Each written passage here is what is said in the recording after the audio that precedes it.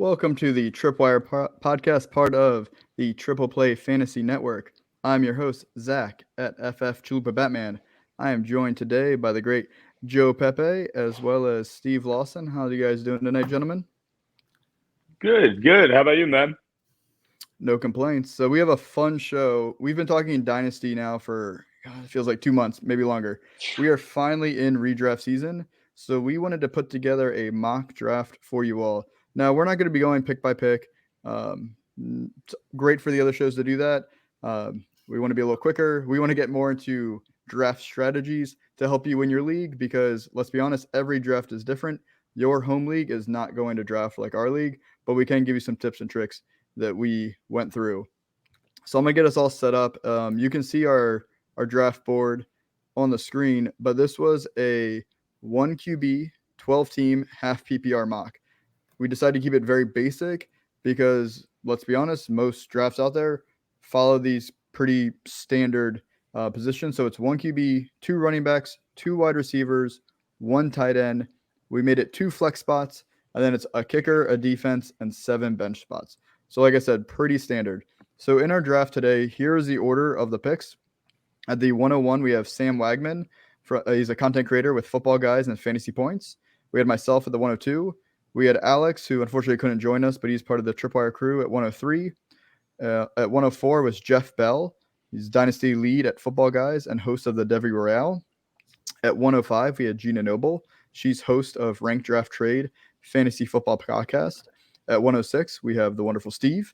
At 107 is Leigh Avery. He's our only quote-unquote fan, but he's actually from my home league. He's been a friend of mine for several years, and he's our defending champ. And he's an assistant coach for the 17 and under Team Durant in the EYBL. So I thought it'd be great to have him on the draft to kind of balance us out a little bit. We have Joe at the 108. At 109 is Jen Smith, who's a fantasy football writer as well. At 110, we have Derek Brown, content creator with FantasyPros. At 111, we have Roxanne. She's host of the Mallertown podcast and writer with Razzball. And finally, to wrap it up, we have 112, which is Chris Robin. He's a DFS content creator for Team Rise or Fall and Woodward Sports. So we have a lot of great people from the industry, and we appreciate them coming on to talk about it. So we're going to go through our teams real quick. Not so much our player by player, but just kind of talking our strategy. So I'll go first since I was at the 102. So I knew at the 102, I was either getting Jonathan Taylor or Christian McCaffrey. That was my plan going into it. It didn't matter to me which one I got. Very happy to get Christian McCaffrey. We're not really going to talk about the players so much, though. So I knew with that pick, I was going to try a hero running back strategy, which is basically getting a running back in the first 2 rounds and then waiting for a bit and trying to load up at other positions. So I hammered wide receiver going 4 in a row. And then normally I don't take quarterback too early, but I felt like I couldn't pass up the value at the end of the 6th round with Patrick Mahomes. And then I felt like I couldn't pass up the value with Schultz, who I think can be a top 5 tight end at 7-2. But then at that point, I knew I needed to really focus on running backs since I only had one. So then I went 4 in a row running backs. And then at the end, to finish up the draft, I'm really just looking for some upside. And so that's why I chose the players that I did at the end. So then I want to go into Alex. Unfortunately, he couldn't join us tonight. So I'm just going to go through what he told us for the show. He had the 103. His strategy was a anchor wide receiver and then load up on running back. However, when Andrews was sliding, it made him pivot. So he had to change up his strategy, and he reached on Lamar, which he felt like it hurt his draft. And then he said in hindsight, he should have went with Gibson in round 5 and then Hurts in round 6. So Steve, you were at the 106. So what was your strategy? Yeah, so my strategy is pretty similar to how I operate in my home leagues and every league I'm in. It's a safe floor kind of strategy. I took Cooper Kupp because I feel like in that offense we've seen that he's capable of really big weeks, but he's also pretty safe overall on his floor. And I did that all the way down through about the 8th round. And after that, I started to go to upside. But even with my quarterback later was Justin Fields, I really wanted to hammer home the point that I really love to have a team that you need to score well to beat me, right? You're not going to catch me on a week where I drop 80 points, 70 points, and my team like kind of lays an egg on you. It's going to be consistent. It's a safe floor across the board, and that's always how I like to build my teams. You have to be good. Your team has to play well to beat me. Great. So you went with a balanced floor early, upside late strategy. Yep. Perfect. And then Joe, you had the 108. So what was your strategy? So with the 108, and I mean with any draft, I usually like to go wide receiver heavy to start it off. I've like honestly the first 3-4 rounds, but that didn't happen here because of the way the board fell to me. So I actually ended up in a bit of a balanced strategy. Got a stack in here with Dak and CD, which I love as well. Might have went a little heavy with the Broncos as I got Javonte Williams and Jerry Jeudy. But I really like my team. For me, it was just kind of a little bit of Steve's setup where it's like I like having a lot of balance, a lot of, safe floors in the beginning. And then at the end, I'm taking those shots. And there was a couple people left like Myers, who gave me a wide receiver 1 late for the team, a KJ Osborne, who has a shot to overtake Adam Thielen, hopefully, in this offense, and then a JD McKissick, who I'm just hoping is a great third down running back. And if Antonio Gibson goes down, I'm hoping he takes over with even more points. But I got to be honest, this was not one of my favorite drafts. I ended up getting sniped every which way possible. Facts. And we'll talk about that because that's going to happen to you in pretty much every draft. People are going to like the same players as you because, shocker, we all like good players. So we wanted to go through our favorite picks kind of in a round range, just calling out one player. Like I said, we're not trying to get too specific. So for Alex had the rounds 1 through 3. So his favorite pick was Saquon at the 203. And let me see who made that pick. So that was D Brown. Derek Brown from FantasyPros made that pick. I know he's a big Saquon fan. So Alex liked that because he's now 2 years removed from the ACL. He sees a lot of targets. So he's PPR gold. Now this is half PPR, but you still get those points. And being drafted as the RB10, he feels like if he ends up staying healthy, he's a top 5 running back behind CMC, JT, Swift, Eckler, and then it's Saquon for Alex. So Steve, who is your favorite pick if you're looking through rounds 4 through 6? So my favorite pick in those rounds is Antonio Gibson. I mean, if you follow me on Twitter at all, you know that that's my guy. And I have him projected as a top 12, maybe top 10 kind of running back. Last year, everyone wants to point to last year and be like, well, he wasn't that efficient, J.D. McKissick, blah, blah, blah, blah, blah. The guy had a broken leg. At the end of the day, he rushed for 1,000 yards and 10 touchdowns and had 40 catches on a broken leg. If you're snagging a guy who can do that on one leg in the 5th round, then you've done an excellent job of getting value. You've got a guy with high upside capability. He has the upside of being a top 5 guy. He has the talent to be a top 5 guy. Antonio Gibson is the kind of running back that could carry your team to a fantasy championship. In the 5th round at the 5-5, that's a perfect pick. All right. And then for the rounds 7 through 9, Joe, who is your favorite pick? So I'm going to talk about actually 3 straight picks that our boy Steve made, because I'm looking at it more and more now as it's staring me right in the face. And I was going to just talk about the Brandon Ayuk pick and how like camp's going so well for him. And since he started with Kupp and Deontay Johnson, he has that safe floor so he can go and take upside shots with these wide receivers. But he kind of did them 3 in a row with upside shots, and I love that. So we got Brandon Ayuk, then we have Tyler Lockett in the next round, then we have Kadarius Toney in the round after that. And all 3 of them give me a shot at some really big weeks. And outside of Lockett, Toney gives me a shot to be the number 1 on one team. Ayuk gives me a shot to have great connection with Trey Lance. I like those 3 combined with the Cooper Kupp and Deontay Johnson safe floor. Like you were saying, you like to build it to be safe to start and then upside later. I think you did a perfect job of finishing off your wide receiver room by getting those 3 guys. Awesome. And then I was just looking at rounds 10 through 12 because beyond that, I mean, we're all kind of just shooting for upside and targeting different positions. So my favorite was Jalen Tolbert at the 12-3, which, again, I believe was made by Derek Brown. It was. So we're a big Derek Brown fan of this draft right now. So Jalen Tolbert, I like him that late because he is his wide receiver 6. But he's going to be probably the wide receiver 2 on Dallas, at least to start the year. We're getting positive camp reports. And that's just a kind of upside. You're trying to target that late. Worst case scenario, he's a dud, and you got him in the 12th round, didn't hurt you. You can literally drop him.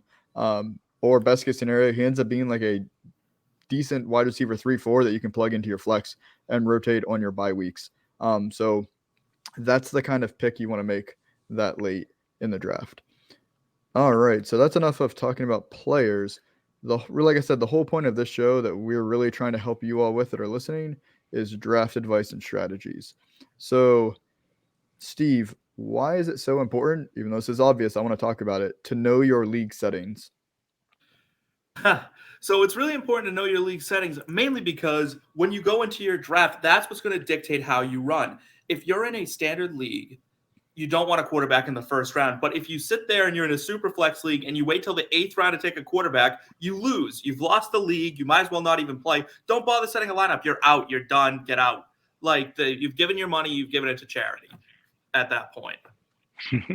We're big fans of charity, but yeah. You really win or lose your leagues by either knowing your league settings or not knowing. So right now is a popular season for a lot of large draft leagues going on, whether they're for charity or just for fun. And they all have unique league settings, which is very exciting. But that's how you take advantage of those drafts, is by knowing those league settings and what are the quirky points in there. Or maybe there's a positional lineup. So like I'm in a draft right now where I have to start 2 tight ends. Well, that makes tight ends a lot more valuable because you have to start 2 of them. Right. So I took advantage of that and took 2 tight ends earlier than some people, and that gave me a positional advantage. Whereas in another league, maybe tight end isn't as helpful because they are diminished in their scoring. You don't want to be rolling out Kenny Pickett as your QB2. If you have to start 2 of them, you don't want him in that position. Absolutely. True. So then my next one I wanted to send to Joe, because you actually talked about this earlier. So you talked about how you felt like you're getting sniped a lot and you went with one strategy, but then it wasn't really what you expected. So why is it important to be flexible and then be ready to pivot during your draft? Well, like I said, I got sniped way more than I like in this draft. And I could have jumped. I could have been like, oh my God, I got to get these guys right here. I got to make sure I get like 3 running backs now because the board went crazy. But when we're in a draft, especially with all these great names that we have here, you just have to sit back. You have to realize, like, chill. There's enough players here. Breathe. Take a second. Because if you make that panic pick, what happens is that by the time that board comes back to you, that anxiety builds. And then that next pick is going to be bad. And then it's going to roll around again to you. And the anxiety is just going to keep building. It's like pushing a snowball down a hill. It's just going to get bigger and bigger and bigger. So if somebody snipes you, let it out, scream, be upset, whatever you got to do. But then get right back on your horse. This is why I like to queue up a few players, not just one, so it doesn't hurt that much. You got to queue up like 5 to 7, in my opinion, so that when 1 or 2 are taken, you don't panic and get too crazy. It's a psychological thing. Yeah. Basically, I don't want to freak out. I'm South Philly. I'm Italian. I'm a hothead. I got to stop that. And this is how I do it. I put a few people in the queue so that when a couple go away, it sucks, but it's not the worst thing ever. And I will point out, when we did this draft, it's a 30-second clock. So if you play on Underdog in their fast drafts, it's a 30-second clock. So you know what that's like. I would guess most of your home leagues probably don't do 30 seconds. We chose that because we wanted it to be quick, to not take up too much time of anybody. But it really makes you, like you said, you have to prepare and queue. You got to be quick. I know I talked to some people that were in the mock afterwards, and the 30-second clock really stressed them out. That's why this is a mock. So practice, do a 30-second mock. It is really fast, but if you already kind of have an idea of who you like at what ADP and kind of what your strategy is, and you're just being flexible, 30 seconds is still enough time to make a pick, as long as you're kind of looking ahead and planning for different scenarios. Absolutely. All right. So then, Steve, why do you believe when you're drafting on the ends, so I would say probably the first 2 picks or the last 2 picks, why should you not really worry about ADP? All right, so I'm really psyched that this one came up, because ADP is not something you measure formulaically. You measure that with your heart, with your gut. You take your guys. Now, listen, I am not going to tell you to go take Jalen Tolbert in the first round, okay? To some degree, you keep that in mind. But when you're on those ends, if the guy is like the 70th pick, but you're sitting there at the 60th pick, and you're like, Oh, but that's 10 picks early. No, it's not. No, it's not. It's a round. It's whatever round he's in, that's his ADP. It's not a specific pick. If you're in that ballpark, you're in the right shape. Because if you wait, you're going to miss out on him. And then you're going to have to pivot, like Joe was talking about.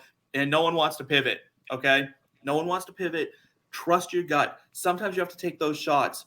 Guys like, Cooper Kupp or Chris Godwin, these are all past picks, right? They were all 5th, 6th, 7th rounds. But if you took those guys and you took your shots early, you were rewarded. Trust your research. Trust your gut.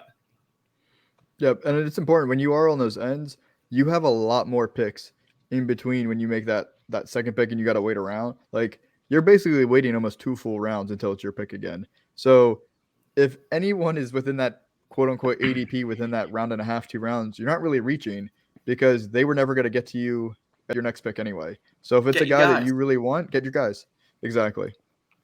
So I want to highlight a specific pick.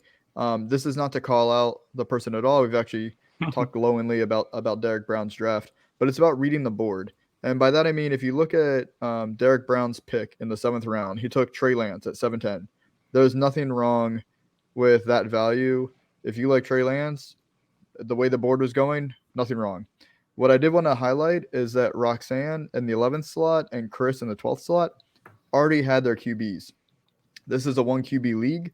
So odds are they're not going to take a second QB with their 7th and 8th round pick. So Derek could have waited and gotten Lance at the 803, and he could have made another pick at the 710 to maximize his value. Again, nothing wrong with him getting Lance where he did, but just by looking at the way the people drafting after him had their board already, he probably could have waited literally, 4 more picks to pass and then got Lance. I will give him one little bit of credit, though, because it is only 30 seconds. So you don't get to look at the board as much, but yes, it is the perfect tip. Please read the board around you when you're drafting, when you have more than 30 seconds, obviously. Correct. And yeah, this isn't that Derek Brown made a bad pick. It's just that in a normal situation, like I said, when you have more time, I know you guys are coworkers. When you have more time, make sure you're paying attention to your other league mates and how their draft is going, because if you're targeting a certain position and they've already covered that position, you might be able to play the odds that they're not going to take them, and then, hey, collect that value. And then I wanted, let's see, Joe, can you talk about 0 RB strategy? Now, nobody in this mock did a 0 RB, but what is a 0 RB strategy? Because I'm sure some of our listeners have heard about it, but maybe they don't really understand what it means. So I'm as close as you can get to somebody who actually loves 0 RB usually. It just didn't work out for me here. But it's when you wait towards the middle and even the later rounds to get all your running backs. You usually end up getting a lot of people in that, like James Cook, Alexander Madison, Nyheim Hines, Ramondre Stevenson. That ends up being your running back room. And what you're hoping for basically is that an injury happens, even though you're not hoping for an injury. Everybody knows what I mean when I say that. You're just hoping for snap share to change, for an injury to happen, something to go down to catapult somebody in your room to move up. Because if that happens in your running back room, everywhere else is solidified for you. All your wide receivers are probably studs. Your tight end, most likely a stud. Your quarterback, a stud. So then if you can get one of those running backs to hit, all you have to do is kind of play the waiver wire, flex out that other running back, and figure out who has the best matchup. So I usually love that strategy, but just didn't work for me here. And I'm surprised nobody actually did it. I don't know how we pulled an entire draft off like that. And I do want to give a shameless plug to our own show. You mentioned waiver wire. We are a waiver wire podcast in season. So make sure you are downloading, subscribing, following, and listening to our wonderful waiver wire advice in season. That's exactly why I said it. It's exactly why I said it. So if you went with that 0 RB strategy, we got you covered on the waiver wire. So then I wanted to talk about the hero running back strategy because I pulled off that strategy. So I just want to highlight my board real quick. Let me see if I click on this. Cool. So like I said, I knew I was going to get a top running back to start. So I went with McCaffrey. To me, whether it was JT, McCaffrey, whichever one, they are such a strong running back, in my opinion, from a scoring standpoint, that I wanted to try to collect more depth and value at other positions. So I ended up focusing on wide receiver. And then, like I said, I normally don't go so early on quarterback and tight end, but it just fell that way to me. So I didn't take my second running back until the 8th round. But as you mentioned, actually, a bunch of these guys, when you're talking about Yeah. 0 RB. So I grabbed James Cooks, Ramondre Stevenson, Dale Henderson, Kenneth Gainwell. They're all RB2s on their team. Maybe James Cooks could end up being an RB1, which is why they fell to where they did. Stevenson But too. Plug him. Yep. But they do have the chance to be the RB1 on the team, or they can also just have some standalone value on their own. So that gives me some potential upside. I only have to start one of them. So I have McCaffrey. I will have my wide receivers. My flex will probably also be wide receivers. And then I will throw in one of these running backs every week and figure out which one sticks and give myself an opportunity that way. And then after that, I just went all upside, just trying to get more players. So that's how the hero RB strategy works. And now you could have also done it from the second round instead of the first round. But that's just how I ended up going from the 102. It just made sense for me to take McCaffrey. And then one of the last things I want to touch on with you, Steve, was what is your mentality when you feel like you made a bad pick? Like, how do you not let that affect the rest of your draft? Okay, so if you made a bad pick, and we've all done it, we've taken this guy, and then we look at the board afterwards, and you just look and go, some expletive that I'm not allowed to say because it's a PG show. So don't compound a mistake, right? Like relax. It's not going to end your season, hopefully, and make a good pick next time. Make your moves, make your picks, and understand it's fantasy football. There are trades. You can trade afterwards. You can make something happen. Don't panic. Now, if you went and drafted, I don't know, Dawson Knox in the first round, I probably can't bail you out of that one.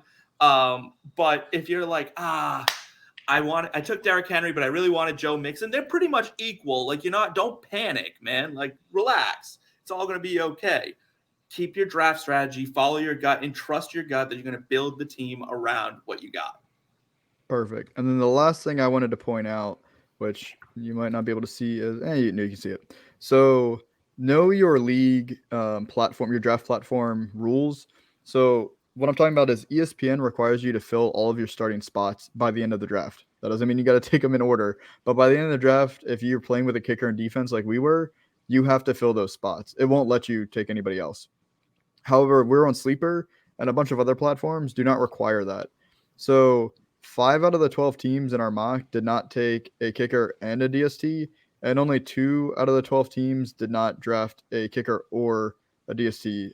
I was one of them. Now, we did not bring this up. We talked about it during the mock, but we did not share this with our league mates that were mocking that they didn't have to take a kicker and defense or they had to, because I wanted this exact scenario to happen. So there's nothing wrong with taking a kicker or a defense whenever you want to take them.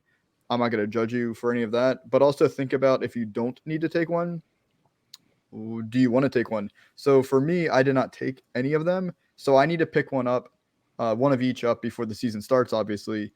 But now I can kind of see what happens during the rest of preseason because we did this mock so early. And if one of my guys ends up hitting, well, I got that extra opportunity. And if not, I just drop somebody. Absolutely. All right. So with this strategy, it only works if you draft early.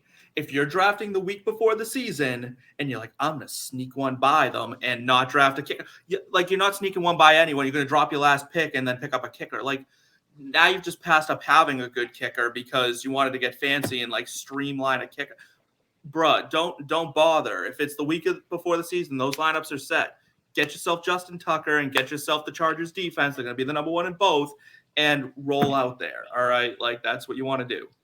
Absolutely. So yeah, it's a great point. It is about timing. So we did this a month before the season started.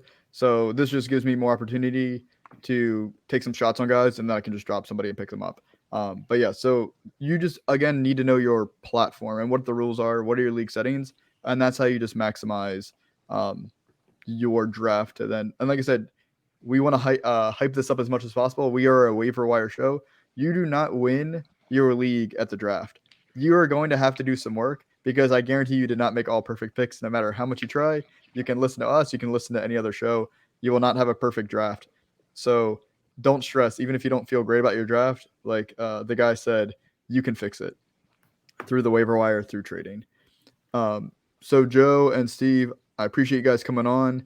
To everybody else that was in our mock draft, thank you. I will have them all tagged on when we post this. So go ahead and make sure you follow everybody and follow everywhere where they do all their great work. Like I said, pretty much everybody in this was a fantasy creator other than my buddy Leigh. So he doesn't have any content to follow, but make sure you're following their content as well. They put out a lot of great work. So this is Tripwire. We are part of Triple Play Fantasy. If you're watching this on YouTube, make sure you go ahead and subscribe while you're on the page. The team puts out a ton of great content. We're not even just talking football. We got baseball, basketball. We talk movies. There's some food stuff on there. So we got you all covered. If you are on listening to the podcast, make sure you follow it or whatever platform you're on so you don't miss any episodes. We have a ton of episodes coming out every week between this show.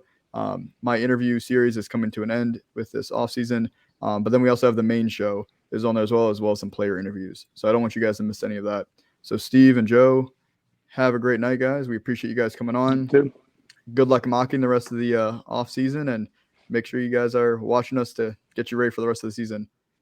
Thanks, everybody. See you later, guys.